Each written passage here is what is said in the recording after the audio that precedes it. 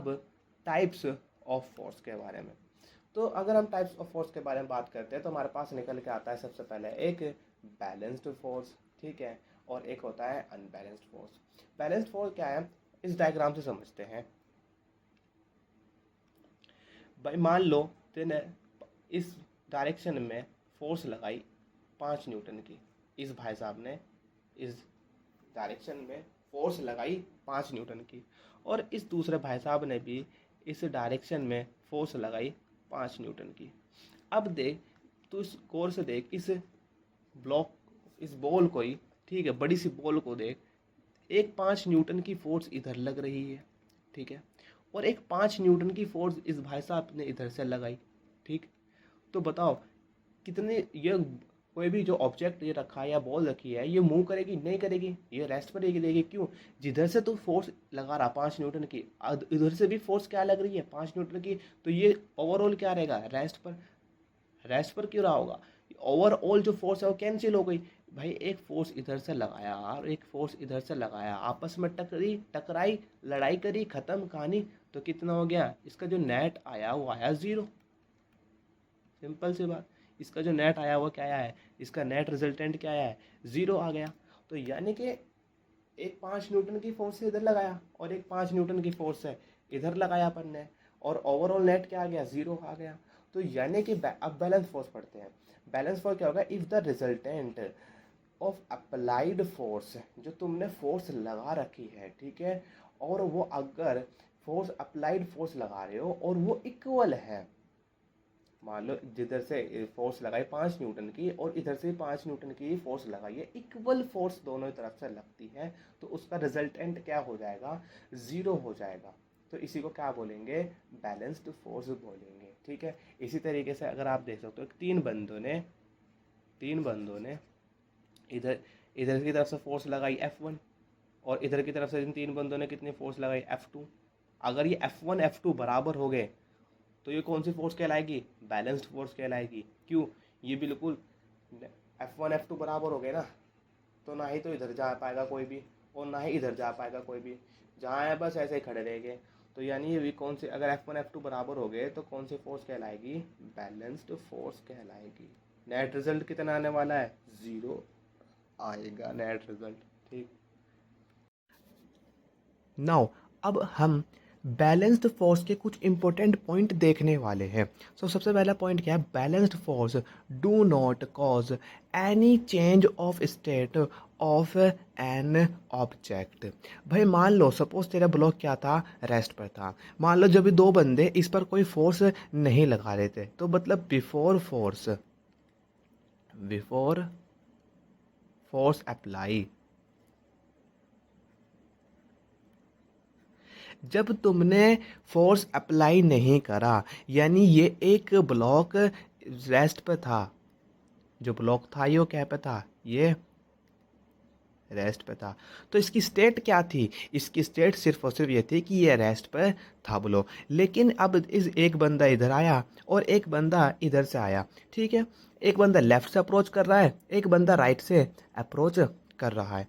भाई मान लो सपोज इस बंदे ने F1 फोर्स लगाई जिसकी वैल्यू सपोज 5 न्यूटन थी, ठीक है। अब इस बंदे ने कुछ फोर्स लगाई F2 जिसकी वैल्यू थी वो भी 5 न्यूटन थी, ठीक है। मतलब इसने भी 5 न्यूटन की फोर्स लगाई और इसने भी 5 न्यूटन की फोर्स लगाई। अब बताओ क्या ब्लॉक रेस्ट पर होगा या मोशन में होगा, अब भी ब्लॉक रेस्ट पर हो जाएगा। क्यों, जितने 5 न्यूटन की फोर्स इसने इस डायरेक्शन में लगाई, ठीक है, उसी तरीके से इस बंदे ने इस डायरेक्शन में 5 न्यूटन की फोर्स लगाई, तो ये ब्लॉक रेस्ट पर होगा। तो बैलेंस जो फोर्स होती है वो, अगर कोई ब्लॉक रेस्ट पर है तो वो रेस्ट पर ही रहेगा, कोई स्टेट को चेंज नहीं करवाती बैलेंस्ड फोर्स, ठीक है।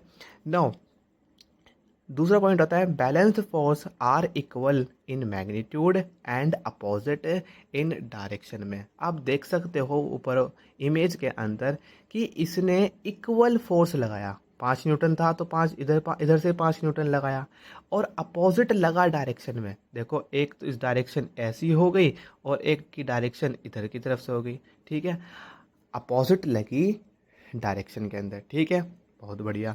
नाउ अगला पॉइंट आता है, balanced force can change the shape and size of an object. जैसे कि अभी हमने इस इमेज को पहले भी देखा था ना, अब भी देख रहे हैं कि एक फोर्स हमने अपने इस हाथ से लगाई, इधर से मान लो 2 न्यूटन की फोर्स अपन ने इस हाथ से लगाई, ठीक है। इसी तरीके से इस हाथ से अपन ने फोर्स लगाई 2 न्यूटन की, ठीक है। बैलेंस्ड फोर्स लगी दोनों हाथों से, एक दो इधर से भी 2 न्यूटन की लगी और इधर से भी 2 न्यूटन की फोर्स लगी। अब होगा क्या कि जब बैलेंस्ड फोर्स लग रही है तो इस बॉल की शेप बदलेगी और साइज बदलेगा। शेप एंड साइज क्या हो गए, वो चेंज हो गए, ठीक। तो ये पॉइंट हमने पढ़ा कि बैलेंस फोर्स क्या काम करेगी, शेप एंड साइज के ऑब्जेक्ट की क्या बदल, उसकी शेप एंड साइज ऑब्जेक्ट की चेंज कर देंगे, ठीक है। बहुत बढ़िया। नाउ अब आता है अनबैलेंस्ड फोर्स। तो देखो अनबैलेंस फोर्स क्या होती है, अगर मेरे पास फोर्स जो लगा रहा था मैं, ठीक है, अप्लाइड फोर्स जो लग रही थी, वो उसका जो रिजल्टेंट है वो ज़ीरो ना हुआ। अब ज़ीरो ना हुआ हो, क्या हो सकता है, या तो वो less than equals to zero हो। ये क्या है, less than equals to zero, या तो ज़ीरो से कम हो। कोई भी क्वांटिटी ज़ीरो कब नहीं हो सकती, या तो वो ज़ीरो से कम रही हो, लेस देन ज़ीरो, या वो ग्रेटर देन ज़ीरो रही हो, ग्रेटर देन, ठीक, greater than zero. For example आप इस इमेज से देखो भाई, आपने फोर्स लगाई, सिंपल सी बात है, तीन बंदे इधर तीन बंदे कुछ फोर्स लगाते हैं F1, इधर के तीन बंदे कुछ फोर्स लगाते हैं F1, और इधर के जो चार बंदे हैं इन्होंने कुछ फोर्स लगाई F2। अब बताओ कौन ज़्यादा फोर्स लगा पाएगा, भाई चार बंदे ज़्यादा फोर्स लगा पाएंगे तो F1 छोटा हो गया, F2 बड़ा हो गया। अब ये तीनों के तीनों बंदे इधर की तरफ खिंच जाएंगे, ये आगे की तरफ चले जाएगा ना, चले जाएगा, क्योंकि F2 जो फोर्स है वो ज़्यादा है। लेकिन यहाँ क्या है, फोर्स ये जो लग रही थी वो बैलेंस फोर्स थी, नहीं ये अनबैलेंस फोर्स थी। क्यों, एक बंदा हो रहा गया, अब फोर्स तुम्हारी ज़्यादा हो गई, अब इक्वल फोर्स नहीं रही। अब इक्वल फोर्स नहीं रही तो मतलब कौन सी फोर्स हो गई, हो अनबैलेंस्ड फोर्सेस हो गई, ठीक है। यानी कि इनका जो रिजल्टेंट आएगा, इन फोर्स का रिजल्टेंट जो आएगा वो इस डायरेक्शन में होगा। कौन से डायरेक्शन में होगा, तो नेट रिजल्टेंट अगर हम देखें तो वो इस डायरेक्शन में हो जाएगा। ये तुम्हारा क्या है, ये फोर्स का रिजल्टेंट है, फोर्स का रिजल्टेंट। तो रिजल्टेंट ऑफ फोर्स किस डायरेक्शन में आने वाला है, इस डायरेक्शन में आएगा, ठीक है। तो क्या ये ज़ीरो होया ना, ज़ीरो नहीं था, ठीक है। ज़ीरो से बड़ा है, ठीक है। अब ज़ीरो से छोटा भी हो सकता है कोई भी क्वांटिटी, ऑब्वियसली हम ज़ीरो से बड़ा ही लेके चलेंगे क्योंकि नेगेटिव की तो बात करते ही नहीं है, ठीक है। बहुत बढ़िया। नाउ पॉइंट क्या कह रहा है, an object in rest can be moved because of applying unbalanced forces, ठीक है। भाई मान लो सपोज तुम्हारे पास एक ब्लॉक था, इस बंदे ने इधर की तरफ 5 न्यूटन की फोर्स लगाई, तो F1 की वैल्यू क्या थी, 5 न्यूटन। इधर इस बंदे ने F2 की वैल्यू कितनी लगाई, 5 न्यूटन। तो ब्लॉक तो रेस्ट पर रहेगा, ब्लॉक मूव करेगा ना, ब्लॉक मूव नहीं करेगा। तो भाई ब्लॉक क्या पर है, रेस्ट पर है, ब्लॉक क्या पर है, रेस्ट पर है। लेकिन अगर इस बंदे ने, ठीक है, थोड़ी सी और ज़्यादा फोर्स लगा दी, मान लो अब F1 डैश की वैल्यू कितनी है, वो 7 न्यूटन है, ठीक है। अब इसने ज़्यादा 2 न्यूटन फोर्स ज़्यादा लगा दी। अब होगा क्या कि अब जो तुम्हारा ब्लॉक है वो इस डायरेक्शन में मूव कर जाएगा, ठीक है। इस डायरेक्शन में क्या होगा, ब्लॉक मूव करेगा। क्यों, इसने कम फोर्स लगा रखी थी 5 न्यूटन की, अब इसने थोड़ी सी ज़्यादा फोर्स लगा दी, 7 न्यूटन तक लगा दी।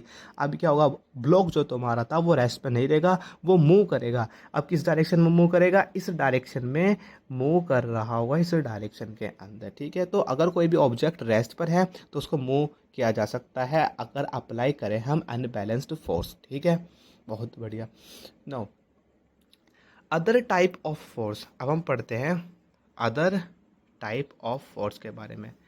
सबसे पहले आता है कि अगर कोई भी एक ऑब्जेक्ट है या ब्लॉक है, ये सपोज क्या है, ब्लॉक है, सपोज इसका मास क्या है, m है, तो एक फोर्स लगती है जिसे हम कहते हैं सेल्फ वेट फोर्स, यानी धरती माँ इस पर एक फोर्स लगाती है विच इज W, और उसकी वैल्यू होगी mg, ठीक है। ये क्या है, इस ब्लॉक का सेल्फ वेट है, सेल्फ वेट है, तो सेल्फ वेट फोर्स लगेगी और उसकी वैल्यू क्या होगी, एम जी। एम क्या हो गया, mass of the block. G क्या हो गया, acceleration due to gravity, acceleration due to gravity.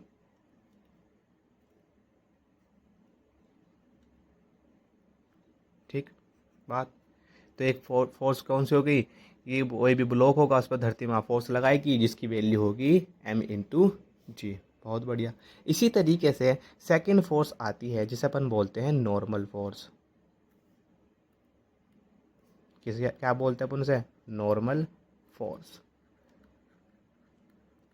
ठीक है।